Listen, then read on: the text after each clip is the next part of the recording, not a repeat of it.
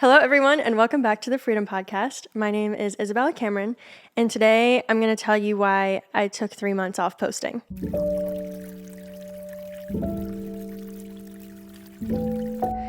And to be completely transparent and fair, this was not my plan.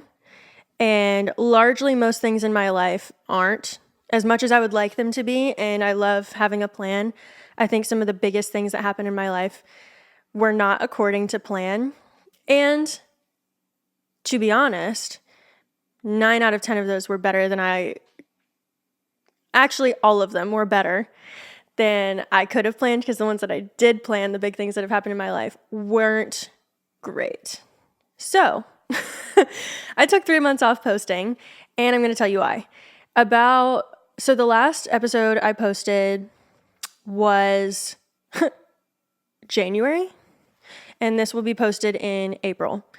And I had planned to just keep going with my general goal of filming twice a month and posting twice a month. And when I have prayed about who to ask to be a guest in the past, for 14 months of doing this, it was pretty immediate that I would sit down and pray about it and God would give me a person. And I just felt so much peace about that person. And every time I would reach out, they would be like, absolutely. Within pretty quickly, I would get a response back from people that I thought would not respond. And it just really felt like God's hand was on it. So I filmed my episode that I posted in January in December. And from December till a couple weeks ago, I was praying pretty much every day, if not every other day, about, okay, God, who do you want me to do next? Or what do you want me to say in an alone episode next? And every single time I heard nothing. And that's happened in prayer life before, where I feel like I'm not hearing anything from God. But when trying to make a decision like this, that is supposed to have God's hand on it, this was the first time I've really encountered something that God was like, here, I want you to do this. And then he didn't tell me anything when I went to ask for the next step. That's not something that I've really encountered before. And it was very, very frustrating, because I'm like, okay, well, you gave me this thing and you want me to do this thing, and then you're not going to tell me how to do this thing. What's that about? And to be fair, I probably have a little too much attitude when I pray with God, to be honest. But I mean, it was literally 2 months of praying about this. I was talking to my parents about it and having them pray with me. I was asking some of my friends, do you know anyone that you think should be on this podcast? Because I was hearing literally nothing. So after about 2 months of this, I was getting beyond frustrated, and it felt a little like I was stuck in a maze. I felt like I was supposed to be asking a question that I didn't know what to ask, and that I was supposed to riddle some answer out of God. It felt like I was just asking all the wrong things and doing all the wrong things. And even in my prayer time with God, I felt like I was hearing nothing. I felt like I was not getting anything out of the Bible, which I'll come back to, because that's not the goal of reading the Bible. But it was just this wall between me and God in my prayer life.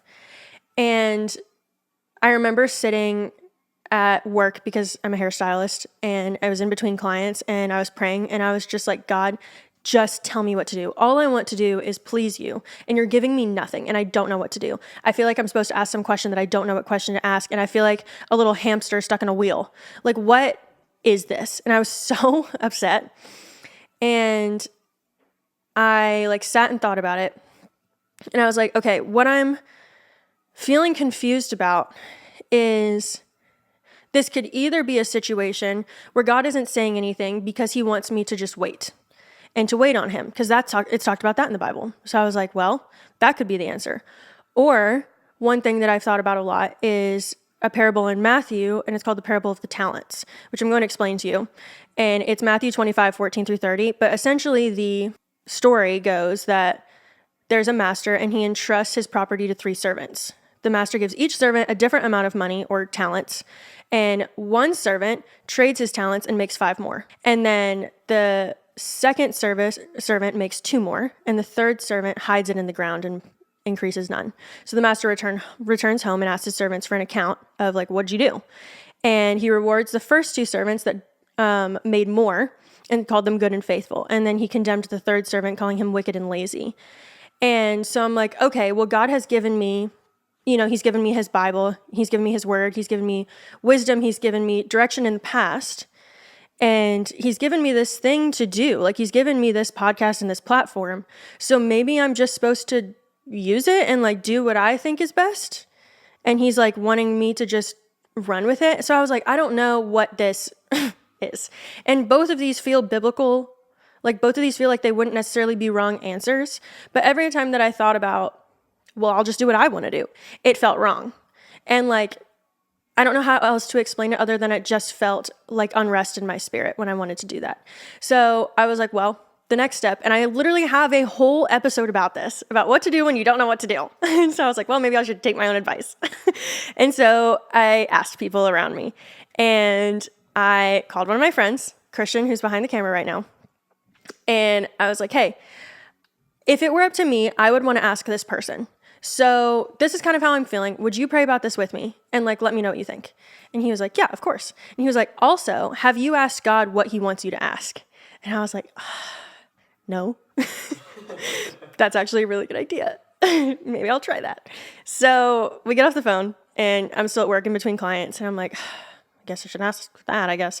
So I pray, and I'm like, okay, God, what do you want me to ask when I'm praying about the podcast?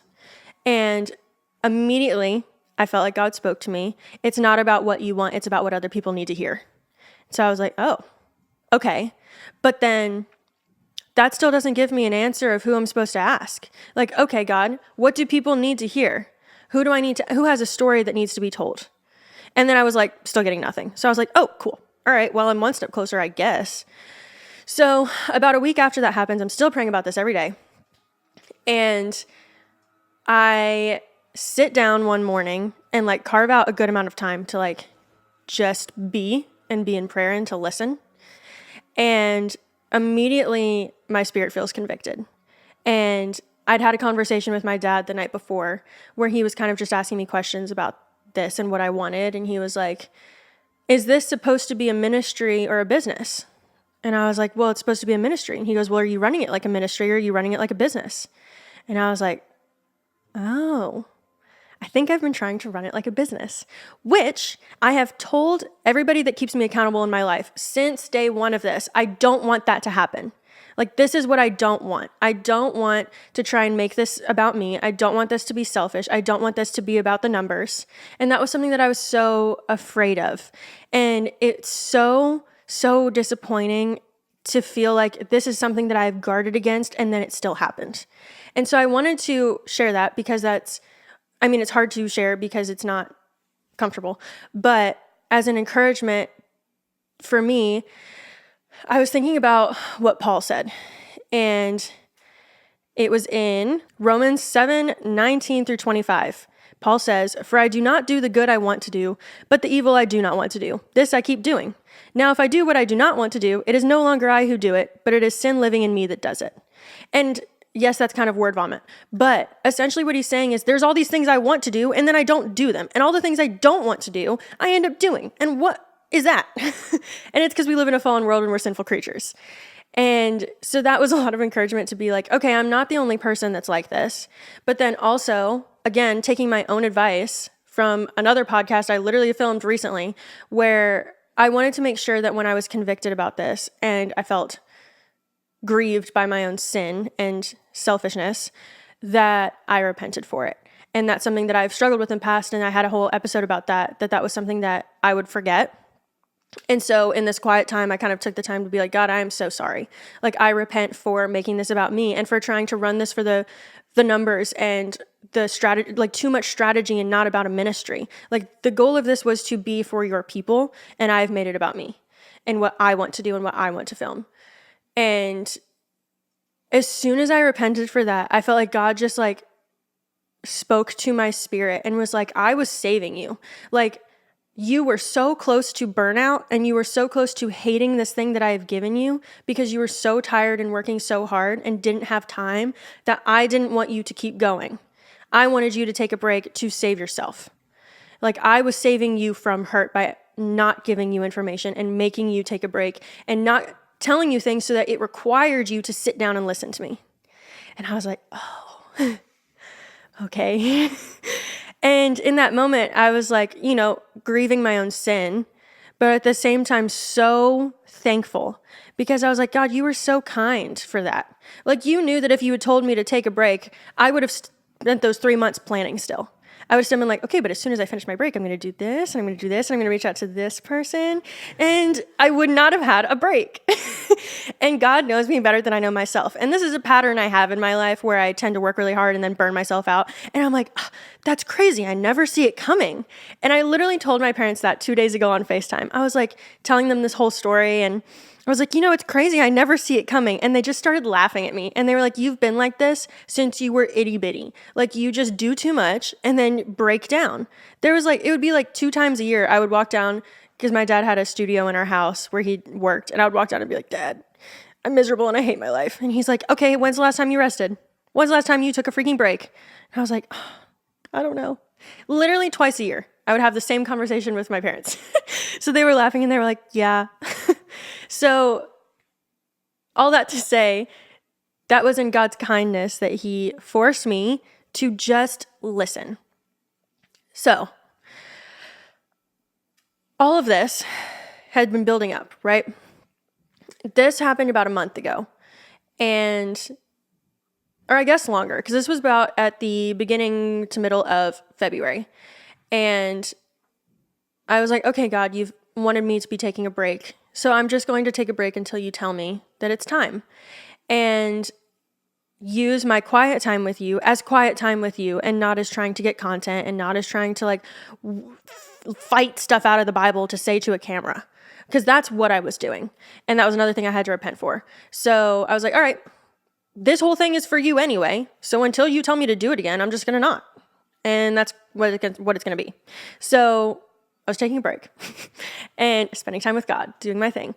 And then a couple weeks ago, I was praying about it and checking back in. Hey, God, when's the next one you want me to do anything?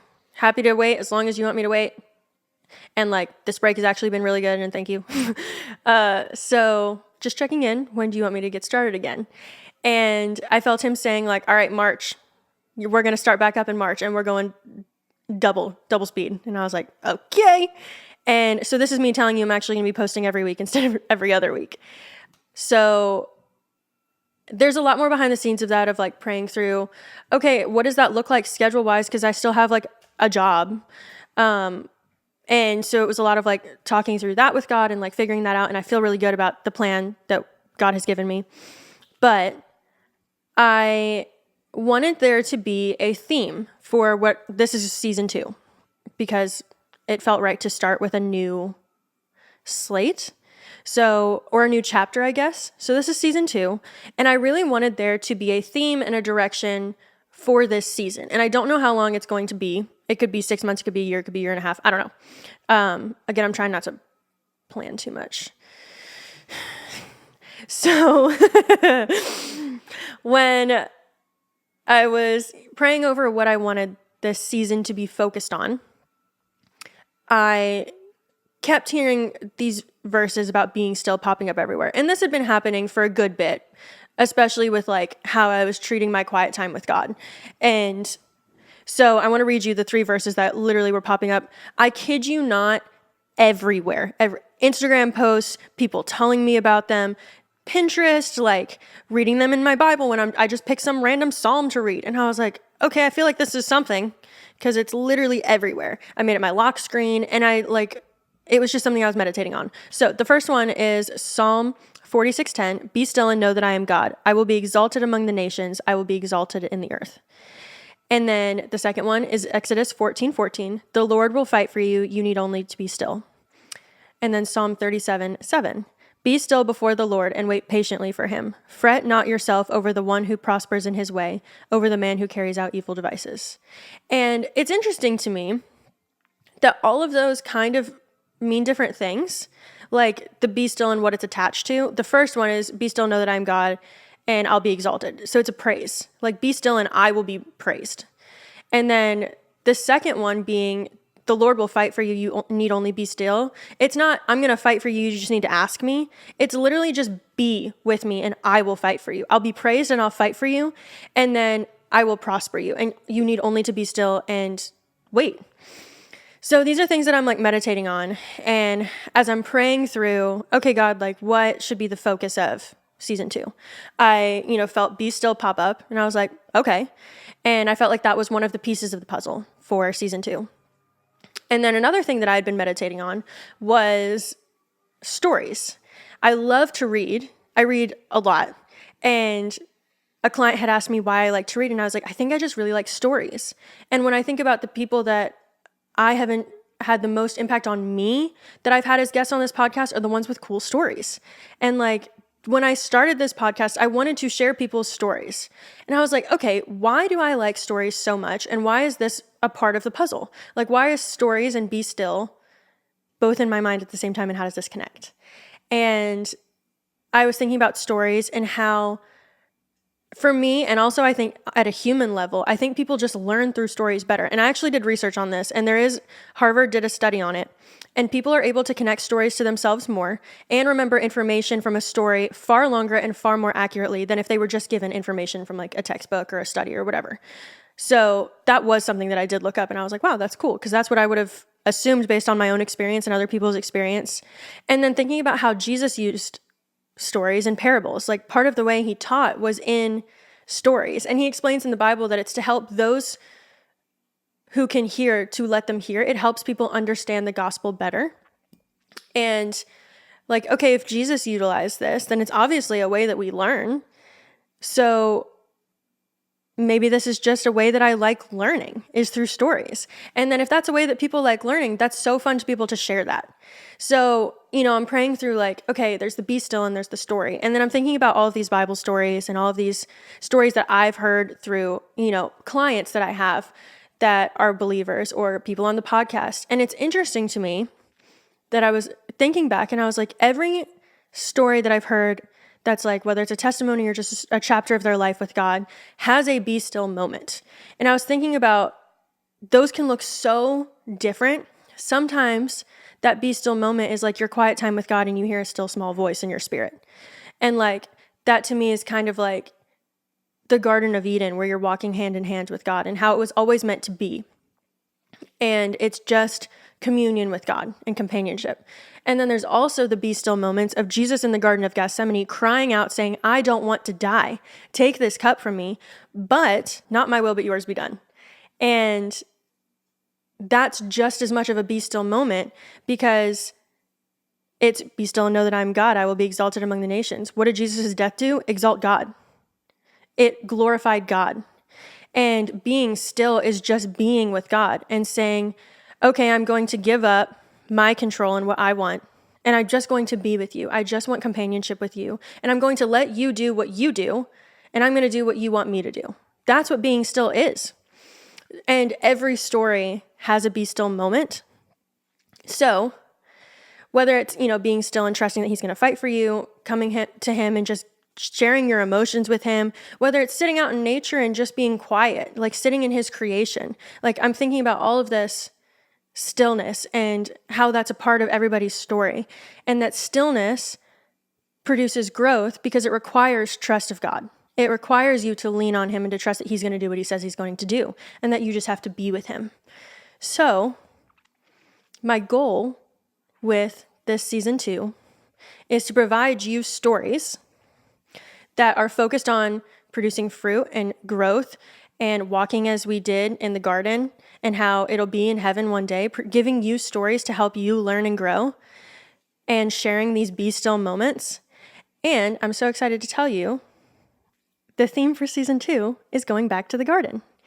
And I think it's going to be amazing. And I'm so excited for what God wants to do with this. And thankful that he gave me rest and he made me pause. And I just feel so much excitement going into this, which I don't think I would have had if he hadn't asked me to pause. Yeah, I'm excited to provide you stories and Be Still moments, and let's go back to the garden.